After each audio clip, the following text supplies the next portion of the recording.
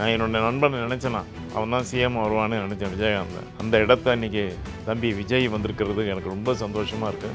அமைதியான ஒரு ஆட்சி நடத்துகிறார். அது பல பேருக்கு பிடிக்கல.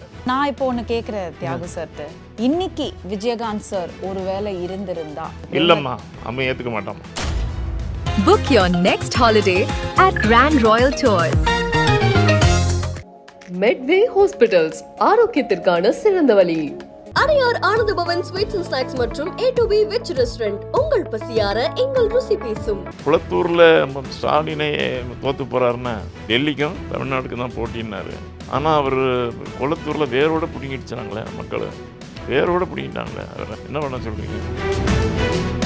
விஜயை பொறுத்த வரைக்கும் ஒரு தெய்வ பிறவி தான். இந்த கூட்டத்தை பார்த்து நான் சொல்கிறேன். 1000 times மக்கள் ஆதரவு ஆலை மாதிரி வர்ற ஒரே நடிகன். சோஷியல் மீடியானால இன்னைக்கு அவர் ஒரு பவர் எடுத்திருக்காரு. இந்த திமுக வாழ வச்சது நடிகர்கள் இல்லாமல் வாழ வச்சிருக்க முடியாது. திமுக நடிகர்களை தான் வாழ்ந்தது.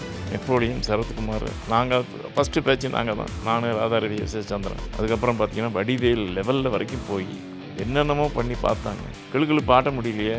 யார் கிளுகிழுப்பு சொன்னாங்களோ மக்கள் ஆட்டலையப்பா. அவங்களுக்கு இந்த மாதிரி ஒரு மக்களுடைய எழுச்சி நான் பார்த்ததே கிடையாது. தூக்கம் வரல எனக்கு. என்ன பண்ணுவானுங்களோ, ஏது பண்ணுவானுங்களோ, என்ன செய்வானுங்களோ. பணம் கொடுத்து ஏமாற்றலான்னு பார்த்தானுங்க. காசை வாங்கி, உங்கள் காசு தான் வாங்கி, ஒன்றும் கவலைப்படாது. அந்த பணம் அங்கே வேலை செய்யலை.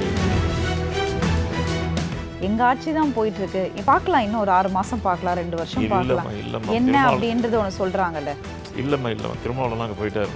திருமாவளவன்லேருந்து என்னுடைய வாக்கு மெய்ப்பட வேண்டும் என்றால் வைக்கம் வர்றதுக்கு வாய்ப்பு இருக்குது. இனிமேல் தம்பியை ஒன்றுமே பண்ண முடியாது.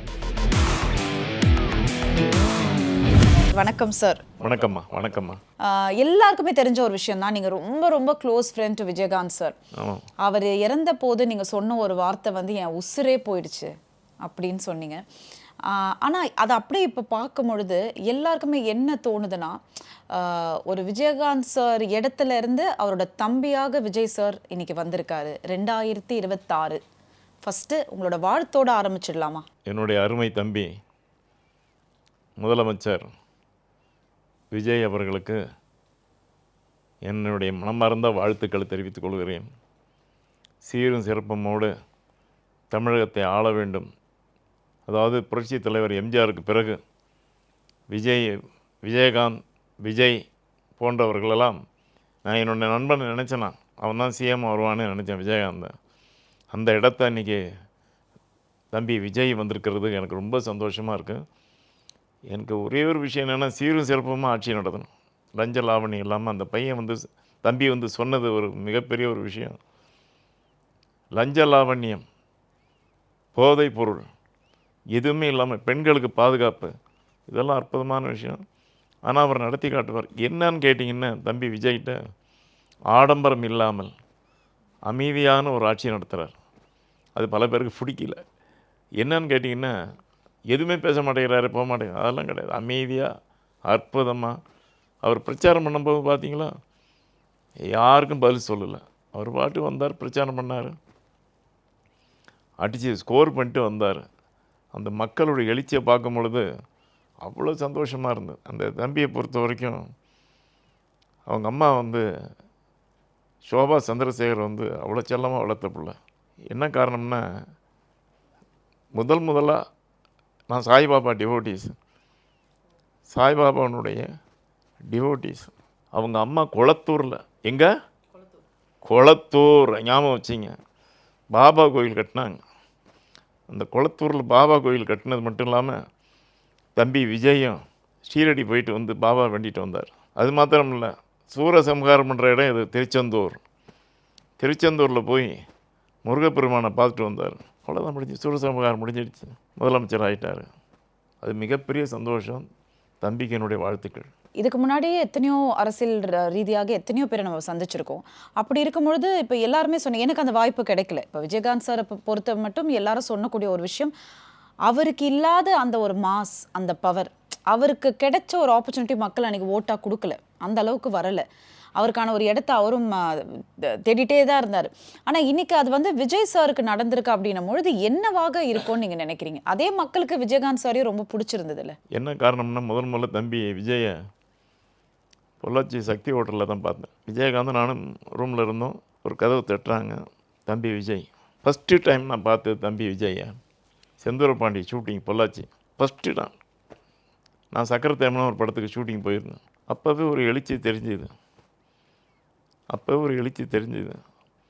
என்ன ஃபஸ்ட்டு இம்ப்ரெஷன் பெஸ்ட் இம்ப்ரெஷன் தாங்க. அந்த தம்பியோட மூஞ்சை பார்த்த உடனே கிங்காக இருந்து வந்துடுவார். அந்த முதல் டைலாக்கே என்னுடைய நண்பன் விஜயகாந்த் காலை தொட்டு கும்பிட்டு, அண்ணா உங்கள் தம்பினை செந்தூர பாண்டியனை நீங்கள் வாழ்த்துங்கன்னு சொல்லி விஜயகாந்த் என்றைக்கு வாழ்த்துனானோ அந்த வாழ்த்து இன்றைக்கி பழிச்சிடுச்சு. இன்றைக்கி தம்பி வந்து முதலமைச்சரானதெல்லாம் ரொம்ப சந்தோஷம்னா ஆத்மாக்கள்லாம் அழிவதில்லைன்னு சொல்லுவாங்க. அந்த ஆத்மாக்கள்லாம் பார்த்து எவ்வளோ சந்தோஷப்படுவாங்க. புரட்சி தலைவர் எம்ஜிஆர் ஆத்மா கூட சொல்கிறேன் நான். அவரும் வாழ்த்திக்கிட்டு இருப்பார் நேரம். நான் இப்போ ஒன்று கேட்குறேன் தியாகு சார்ட்டு. இன்னைக்கு அந்த திமுக அரசியல் பற்றி எல்லாமே தெரிஞ்ச ஒரு நபர் இன்னைக்கு விஜயகாந்த் சார் ஒருவேளை இருந்திருந்தா இன்னைக்கு இந்த டிசிஷன் அவரும் ஏற்றுக்கொள்ளிருப்பாருன்னு யோசனை இருக்கா? இன்னைக்கு இல்லைம்மா, அவன் ஏற்றுக்க மாட்டாம்மா. அவன் என் தம்பி விஜய்க்கு வாழ்த்து உடனே தெரிவிச்சிருப்பான். எஸ்ஏசியும் விஜயகாந்தும் நல்ல நட்போடு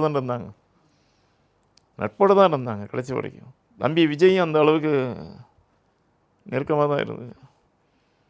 சந்தர்ப்ப சூழ்நிலை என்ன சமாச்சாரம் சமாச்சாரம் எனக்கு தெரியாதுமா. தெரியாமல் தெரியக்கூடாது. நான் இப்போ தம்பியை பற்றி சொல்கிறேன்னா என்னுடைய உணர்வு அது. விஜய் தம்பியை பற்றி சொல்கிறேன்னா அது என்னுடைய உணர்வு. யாரும் என்னை அடப்பட முடியாது. யாருமே அடப்பட முடியாது. ஒன்று நான் டூ ஆர் டை தான் என்னுடைய கேரக்டர். ஏன்னு கேட்டிங்கன்னா, பூவே உனக்காகனு ஒரு படத்தில் எனக்கு ஒரு கேரக்டர் வந்துச்சு. நான் ரொம்ப நாளாக விஜய் தம்பியோட நடிக்கணும்னு என்னோடய ஃபீலிங் அது. விக்ரமன் வந்து எனக்கு நல்ல க்ளோஸ் டைரக்டர் விக்ரமன். அவர் பேர் ஆக்சுவலாக மணின்னு பேர். நான் ஒரு படம் முரளி படம் பண்ணும்போது அவர் கோ டைரக்டர், டைலாக் ரைட்டர். அதுலேருந்து எனக்கு நல்ல பழக்கம். எனக்கு வந்து வீட்டு ஓனர் கேரக்டர் ஒன்று இருக்குது, சூப்பர் குட் ஃபிலிம்ஸ் பண்ணுறீங்களா அப்படின்னாங்க. பண்ணுறேன்னு சொல்லிட்டு விக்ரம் எனக்கு ஃபோன் பண்ணார். ஓகேன்ட்டேன். முதல்ல விஜய் தம்பியோட நடிக்க போகிறோன்னு அவ்வளோ ஆவலாக இருந்தேன், அவ்வளோ வெறித்தனமாக இருந்தேன். அதுக்குள்ளார இவன் என்ன பண்ணிட்டான், விஜய்னு வந்தோட தப்பாகிட மாட்டேன். விஜயகாந்த் எனக்கு ஃபோன் பண்ணான், என்னோட ஒரு 15 நாள் குடும்ப நிலையை வரணுண்டாருண்ணா. இல்லைப்பா, அந்த பூவே உனக்காகனு ஒரு படம் விஜய் தம்பியோட பண்ணுறேன், இப்போ நீ என்னோட வரியா வரலையாண்ணா. அடுத்தது என்னடா சொல்கிறேன்னா, தாயகம்னு ஒரு படம் குடும்பநாளில் ஷூட்டிங். இல்லைடா சூப்பர் குட் ஃபிலிம்ஸ் கன்ஃபார்ம் பண்ணிட்டேன், பாபு வந்து பேசிட்டு போயிட்டான்டா அப்படின்னு. இல்லை நீ என்னோட வரணும், நீ இருக்கணும். எனக்கு எதுக்கு சொல்கிறேன்னா, 24 மணி நேரம் அவன் கூட தான் நான் இருப்பேன். அந்த உணர்வு அவனுக்கு. நான் சொல்லிட்ட முடியாதுடான்னு. ஏன்டா நான் விஜயோட நடிக்கிறது கூட என்னோட நாளைக்கு ஃப்ளைட் டிக்கெட் போடுறேன், குடும்ப நாள் என்னோட 15 நாள் நீ வர, நீ வந்தே ஆகணும். வேறு என்ன பண்ணுறது? பாபுக்கு ஃபோன் பண்ணி, பாபு விக்ரம் சாருக்கு ஃபோன் பண்ணி, சார் எனக்கு பண்ண முடியாது, வெரி சாரி, அவன் டார்ச்சர் பண்ணுறான் என்ன அப்படின்னு சொல்லிவிட்டு குடும்ப நாளி போன 15 நாள் முடியாதடா, வாடா போடான்னு தான் பேசுவோம். அந்த அளவுக்கு உணர்வோடு இருப்போம். ஆனால் பட்ட விஜய் கூட நடிக்கக்கூடாதுன்னு என்னை கூப்பிட்டு போயிட்டான். அப்போ என்ன பண்ணுவீங்க நீங்கள்? அதனால் யார் விஷயத்திலும் தலையிடுறது கிடையாது. எந்த விஷயத்தில் எனக்கு விஜய் தம்பியை பிடிக்கும். விஜய் தம்பியை பிடிக்கிறனால தான் நான் வந்து அந்த பிள்ளையை போட்டு பாடாப்படுத்தினானுங்களே போலீஸு. இடம் குறுகலை சந்தில் கொடுத்து 41 பேர் செத்தாங்களே. இதெல்லாம் எனக்கு மைண்டில் ஓடிக்கிட்டு இருக்கு. என் பையன் வந்து வெறியன், விஜய் தம்பியோட வெறியன். அன்றைக்கி அவன் எங்கேயோ ஊருக்கு போயிட்டான், கொச்சினுக்கோ எங்கேயோ. விஜயோட வெறியன். விஜய் என் வீட்டுக்கு வந்துடுச்சு. முருகதாசும் விஜயும் பாலுமங்கத்தில் டெத்துக்கு போயிட்டு வந்துச்சிங்க. தம்பி அண்ணா எப்படின்னா இருக்கீங்க, நல்லா இருக்கீங்களான்னுச்சு. நல்லா இருக்கேன் தம்பி, என் பையன்தான் அவன் உயிர், நீ அவனோட கொஞ்சம் பேசிடான்னு. கொடுங்கண்ணா, ஃபோனை போட்டு கொடுங்கண்ணான்னு சொல்லி என் பையனோட பேசினுச்சு. எப்படி இருக்கீங்க, என்ன சமாச்சாரம்? ஏன்னா அவனுக்கு அவ்வளோ சந்தோஷம் அவனுக்கு. என்ன காரணம்னா, விஜயை பொறுத்த வரைக்கும் ஒரு தெய்வ பிறவி தான். இந்த கூட்டத்தை பார்த்து நான் சொல்கிறேன். நான் எம்ஜிஆர் மீட்டிங் போயிருக்கேன், எம்ஜிஆருடைய இதுக்கெல்லாம் போயிருக்கேன். அந்த மாப்ஸை விட 1000 டைம்ஸ் மக்கள் ஆதரவு ஆலை மாதிரி வர்ற ஒரே நடிகன் தம்பி விஜய். ஆனால் சார் இன்றைக்கி எப்படி பேசப்பட்டுட்டு இருக்குன்னா, இன்றைக்கி வந்து ஒரு குழந்தை கையில் ஏதோ பொம்மையை கொடுத்து போயிட்டு உங்கள் வீட்டில் சொல்லிவிடு, விஜய் மாமாவுக்கு ஓட்டு போட சொல்லு.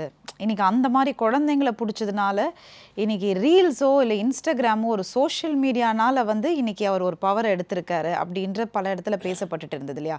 ரிசல்ட்ஸ்க்கு அப்புறம், ரிசல்ட்ஸ் முன்னாடி ஒரு பேச்சு இருந்தது, ரிசல்ட்ஸ்க்கு அப்புறம் இன்னமும் அந்த வின்னிங்கை வந்து இன்னும் ஏற்றுக்க முடியல. அப்படின்ற ஒரு விஷயம் இருக்குல்ல, இது எப்படி பார்க்குறீங்க? எப்படி கிளுகிளுப்புங்கிறது வந்து குழந்தைக்கு வந்து மக்கள் அவர் கேவலமாக பேசியிருக்கார். மக்கள் அவ்வளோ கேவலமாக பேசுகிறார். மக்கள்கிட்ட கிளுகிளுப்பு கொடுத்துட்டாங்க. மக்கள் வந்து குழந்தையா கிளுகிளுப்பு கொடுத்தாங்க. அதே கிளுகிளுப்பு புரட்சித் தலைவர் எம்ஜிஆர் கொடுத்தாரு. 13 வருஷமாக அந்த குழந்தைங்கிற மக்கள் வந்து கிளுகிளுப்பு ஆடிக்கிட்டு தான் இருந்தாங்க. ஆதரவு கொடுத்துக்கிட்டு தான் இருந்தாங்க எம்ஜிஆருக்கு. அதே நிலைமை தான் தம்பி விஜய்க்கும், முதலமைச்சர் விஜய்க்கும். எத்தனை ஆண்டு காலம் ஆனாலும் கிளுகிளுப்பு ஆடிக்கிட்டு தான் இருப்பாங்க. மக்கள் வந்து ஓட்டு போட்டுக்கிட்டு தான் இருப்பாங்க. இனிமேல் சகாப்தம் தான், சரித்திரம் தான், வரலாறு தான். அது யாராலையும் மறக்கணும். நம்ம ஆத்திரத்தில் பேசலாம், ஆத்திரத்தில் என்ன வேணாலும் சொல்லலாம், பேசலாம். ஆனால் வந்து ஒரு நடிகன்னார் எனக்கு அது பிடிக்கல. எனக்கு இப்போ நடிகன்னாலே இந்த திமுக வாழ வச்சதே நடிகர்கள் இல்லாமல் வாழ வச்சிருக்க முடியாது. திமுக நடிகர்களால் தான் வாழ்ந்தது. முதல்ல கேஆர் ராமசாமின்னு ஒரு நடிகர் இருந்தார்.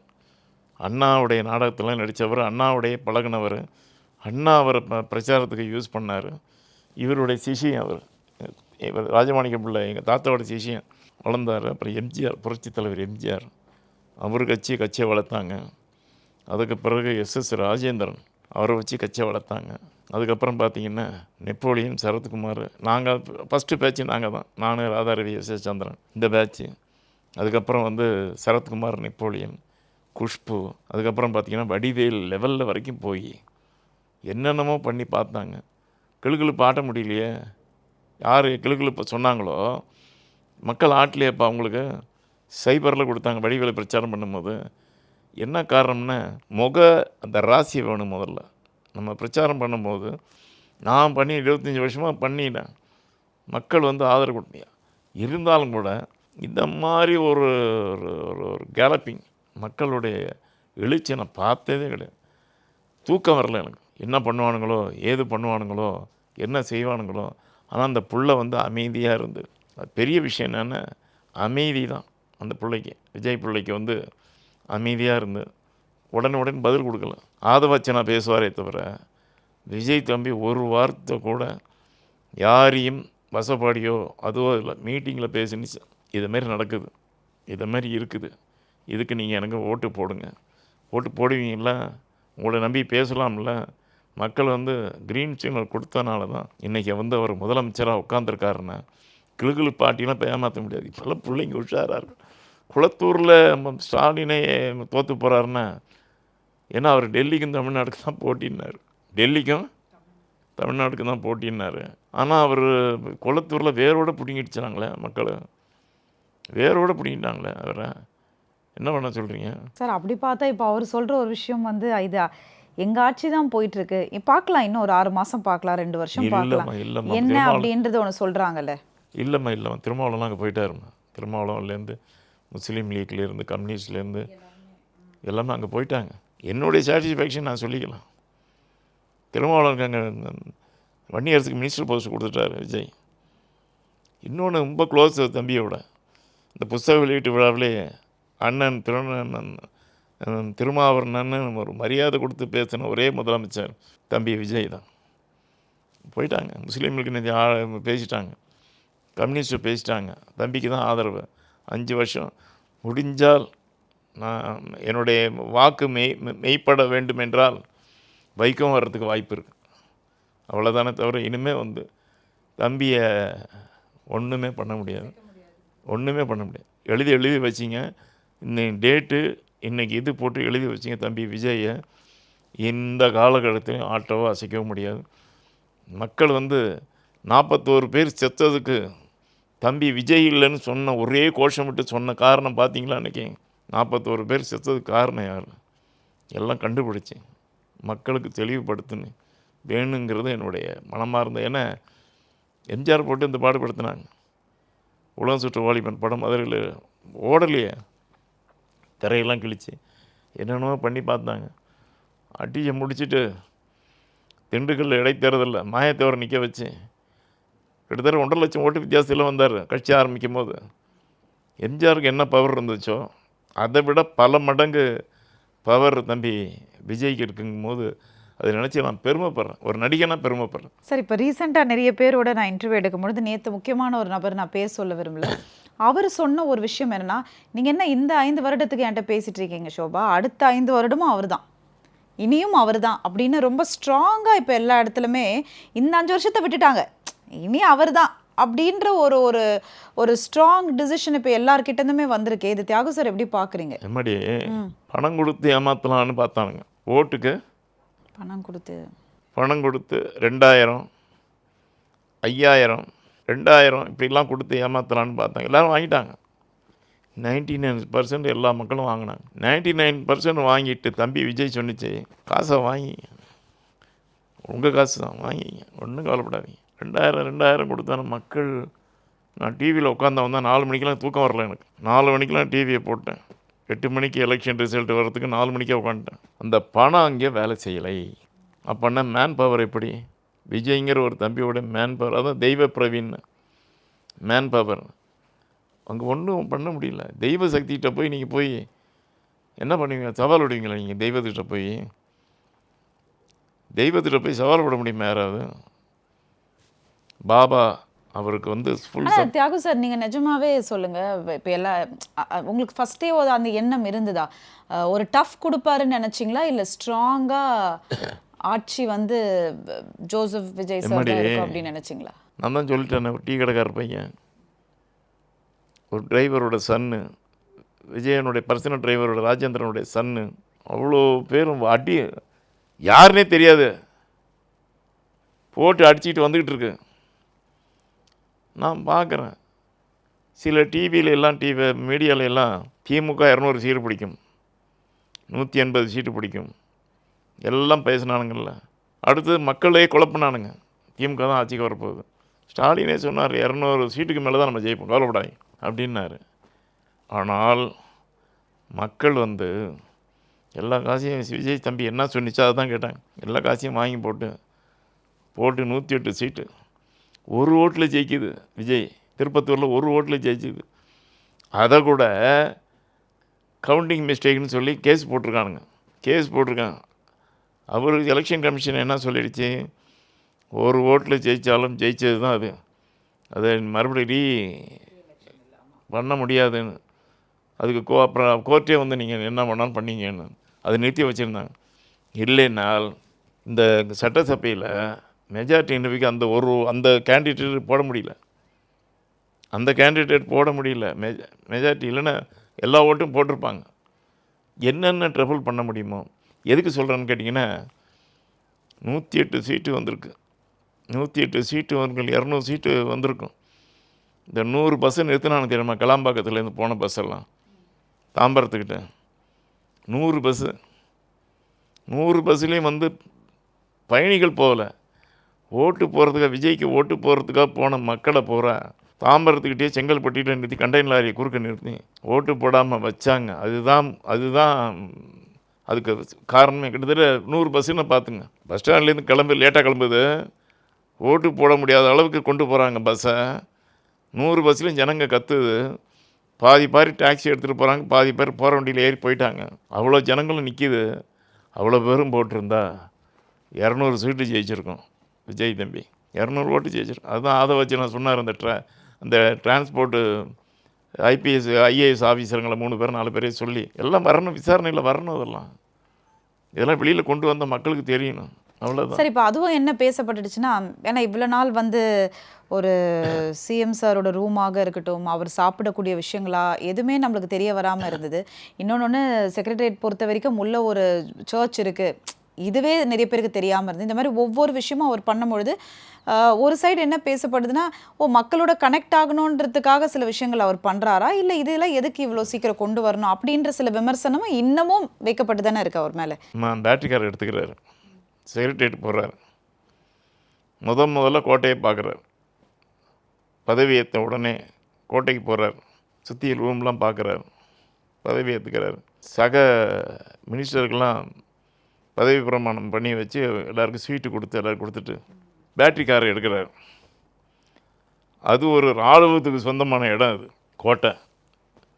அந்த இராணுவத்துக்கு சொந்தமான இடத்த பேட்டரி காரில் ஏறி சுற்றிலும் பார்க்குறாரு. அதாவது செயின்ட் ஜார்ஜ் கோட்டை வந்து விஜய் எப்போ வேணாலும் போயிருக்கலாம், வந்திருக்கலாம், பார்த்துருக்கலாம். ஆனால் முதலமைச்சராக தான் நான் இங்கே வரணுன்னு வந்து அந்த பேட்டரி காரில் போய் கம்ப்ளீட்டாக சுற்றி பார்த்து அது வந்து எழுச்சியோட பிள்ளைங்க மக்கள் சொல்லும் பொழுது யாரும் இது வரைக்கும் பார்த்ததில்லை, யாரும் இது வரைக்கும் பார்த்ததில்லை, அப்படிலாம் பார்த்ததில்லை. அது மாதிரி எல்லோரும் கொடியை அசைச்சு கவர்மெண்ட் காரெல்லாம் ஒரு 100 கார் வாங்கினா 50 கார் வாங்கினாங்கன்னா கொடி காட்டி போக சொல்லுவாங்க. ஆனால் இந்த தம்பி என்ன பண்ணுச்சு, ஒரு வண்டியில் ஏறிடுச்சு. ஒரு ஜீப்பு, கவர்மெண்ட் ஜீப்பு, புது வண்டி, ஒரு 50 வண்டி வாங்கி விட்றாங்க. ஏறி இது ஓட்டுது. ஓட்டி பார்த்துட்டு வெரி குட், நைஸ், எல்லாமே செக்கிங்கு தான். இன்னொன்று பார்த்தீங்களா, இந்த தம்பி 10 மணிக்கு ஒரு 10 மணிக்கு வந்துச்சுன்னா நம்மளால் மக்களுக்கு இடையூறு ஏற்படக்கூடாது. ட்ராவலிங்கில் ரோட்டில் திருவண்ணாமலை போகிறதுக்கோ பனையூர் போகிறதுக்கோ நம்மளால் மக்கள் வந்து பாதிக்கப்படக்கூடாதுன்ட்டு வீட்டிலேருந்து வரும்போது கேரியர் எடுத்துகிட்டு வந்துடுது. சாப்பாடு கேரியர் எடுத்துகிட்டு வந்துட்டு காலையில் 10 மணிக்கு வந்துட்டு சாயந்தரம் 5 மணிக்கு தான் போகுது. இதுமாரி முதலமைச்சர் எங்கேயாவது பார்த்துருக்கீங்களா? நான் ஸ்கூலில் படிக்கும்போது சாப்பாடு எடுத்துகிட்டு போய் பார்த்துருக்கேன். மரத்தடி வீட்டில் உட்காந்து சாப்பிடுவோம். இந்த தம்பி முதலமைச்சராகி இன்னொன்னும் இருக்கா சார், இவர் வரதுக்கு முன்னாடி 1/2 hour முன்னாடி அவங்களாம் உள்ளே இருக்கணுமா, மற்ற மினிஸ்டர்ஸும் உள்ளே இருக்கணுமா? இல்லை தம்பி, இதெல்லாம் மாறி இருக்கு அந்த தம்பி சொல்லிடுச்சு முன்னாடி ஆ 10 மணிக்கெலாம் இருக்கணும். கவர்மெண்ட் அஃபீஷியலாக இருக்கட்டும், கவர்மெண்ட் எம்ப்ளாயீஸாக இருக்கட்டும், 10 மணிக்கெலாம் இங்கே இருக்கணும்.